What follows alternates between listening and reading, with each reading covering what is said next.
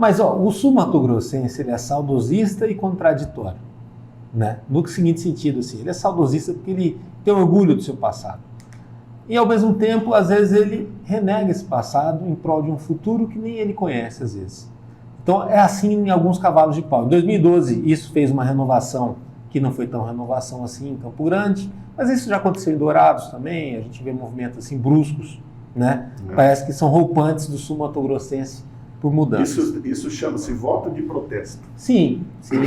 É muito comum aqui. O que é um desastre. O que é um desastre. O que é um desastre. Principalmente no executivo. Isso que eu ia falar. E assim, depois eu vou entrar naquela questão do legislativo, que você tem uma ideia ótima para isso. Mas no executivo, teoricamente, vamos supor que você vai abrir uma filial da tua empresa. E aí você precisa escolher um gestor, um gerente, sei lá, o nome que for dado ali, um superintendente e tal.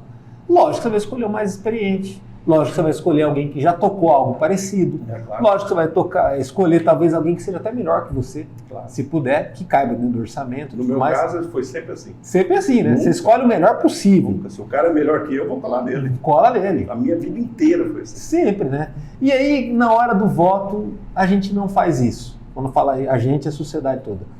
A gente vai, parece que está escolhendo essa caneca. Eu vou escolher a de plástico, porque de repente essa aqui está cara. E não sei, lembrando que o voto de todo mundo é igual.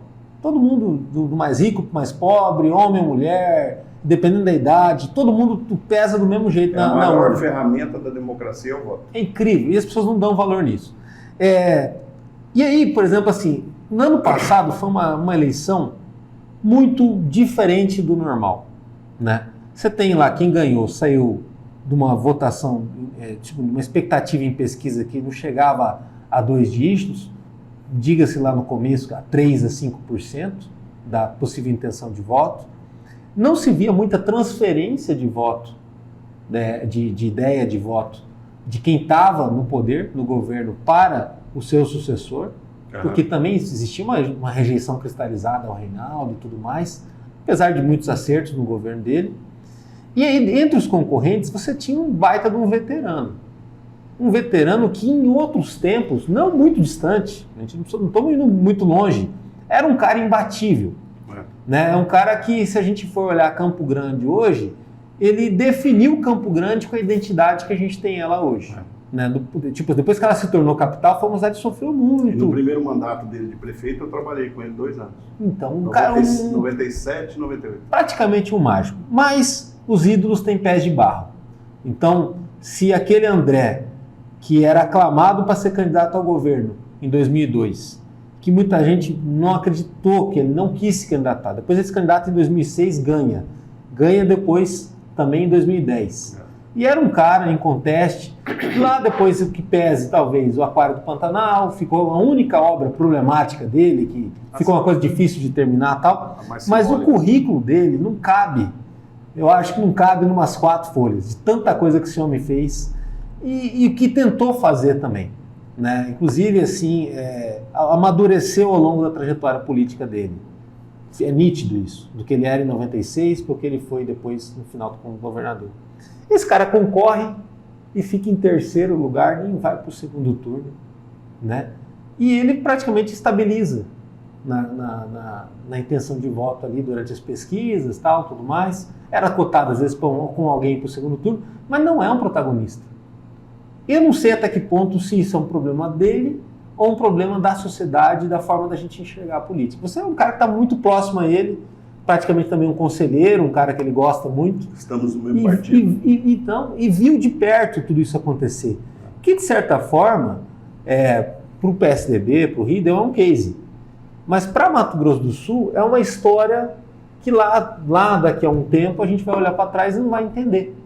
Porque fica difícil achar uma explicação de tudo aquilo. Claro que tem aquela quinta-feira que muita coisa acontece, né? Aquela quinta-feira do debate presidencial.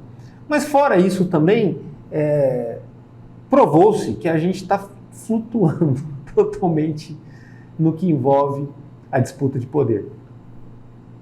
Inclusive nas opções, né? Sim. Quando você enxerga e começa a analisar as opções, é preocupante, muito preocupante. Até porque, Danilo, o ano que vem, 2024... Parece que vai seguir a mesma tendência. completa quase 12 anos de letargia. E uma cidade que está caminhando para 1 milhão de habitantes não deveria ser um momento de letargia. Tão sofrido, né? Deveria ser um momento de pujança, de otimismo, de geração de obra, postos de trabalho, emprego. Nossa vizinha Cuiabá aqui está despontando, né, em muitas coisas, né?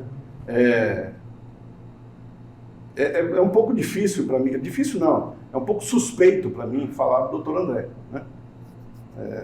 Eu espero que ele seja candidato. É um homem extremamente experimentado, sabe o que fazer, como fazer. Quando eu trabalhei com ele... Montar equipe, né? Aquela coisa toda. Né? Quando eu trabalhei com ele, o Dr. André era insano.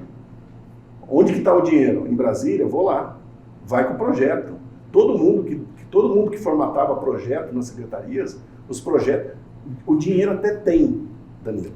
O que falta são projetos execuíveis e bons na sua questão técnica.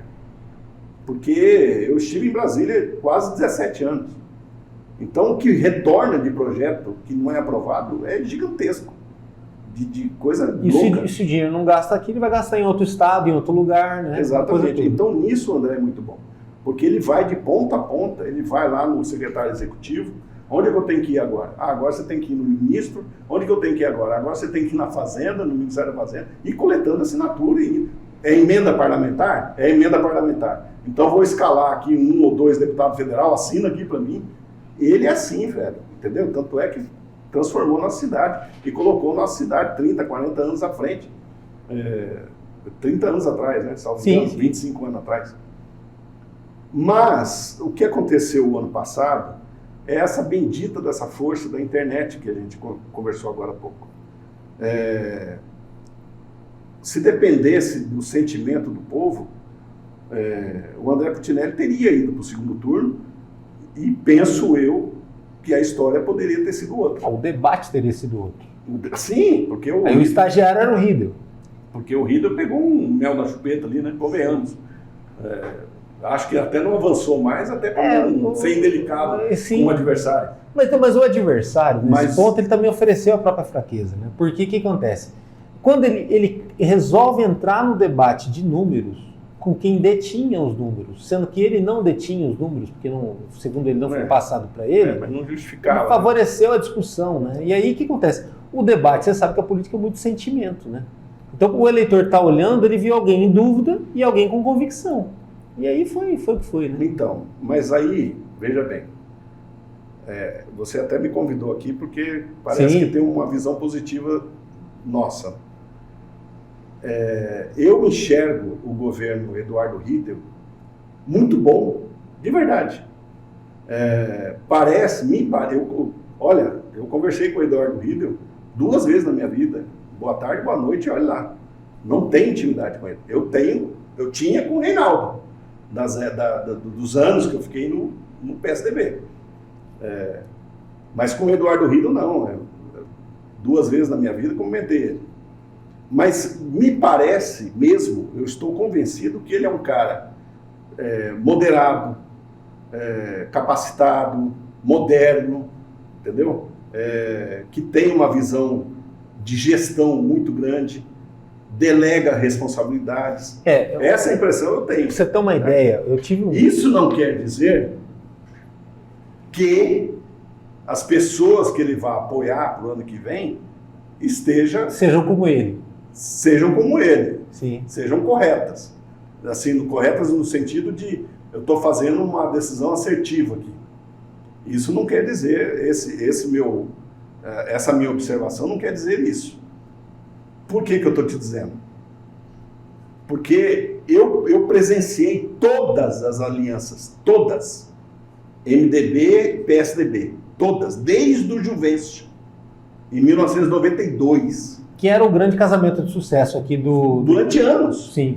O Juvencio ficou 4 anos, aí teve aliança MDB, PSDB, que o vice, doutor André, foi o senhor Oswaldo Possari.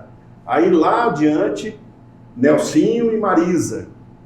Aí um pouco mais adiante, Nelsinho e o Edil.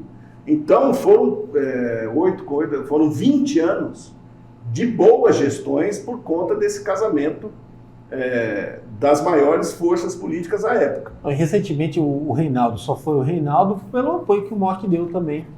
O Júnior Mock deu com toda a Assembleia, naquele primeiro ano dele, que foi um ano muito difícil. Sim. O que eu quero dizer com isso? Pô, Tatão, você está falando utopia, ou não sei, enfim, é um sonho que eu tenho. De ser restaurado, de ser reconfigurado, de ser reposto esta parceria para o ano que vem. Mas isso seria possível? Porque na eleição de 2018... É possível. Sim. Foi muito difícil, porque o André foi preso, poxa, e assim, até colocou-se a situação do Reinaldo ser favorecido com isso, ficou tudo muito complicado das relações. O André, depois de lá para cá, ele reconstruiu sua vida, né? Ficou comprovado que a prisão foi um pouco arbitrária, né, e tudo mais, né? E de lá para cá o MDB diminuiu muito e o PSDB aumentou muito. Ou seja, a redução do MDB favoreceu o PSDB. Então, meu irmão, mas aí tem que entrar algumas pessoas, por exemplo, teu amigo Tatão. Do bem coletivo. Que tem que sentar na mesa e colocar e falar, meus irmãos, vamos raciocinar? Porque nós estamos caminhando de novo, que se não houver essa parceria, pode acontecer de novo de alguém lá pela quarta, quinta via surpreender. Como foi em 2012. Como foi em 2012.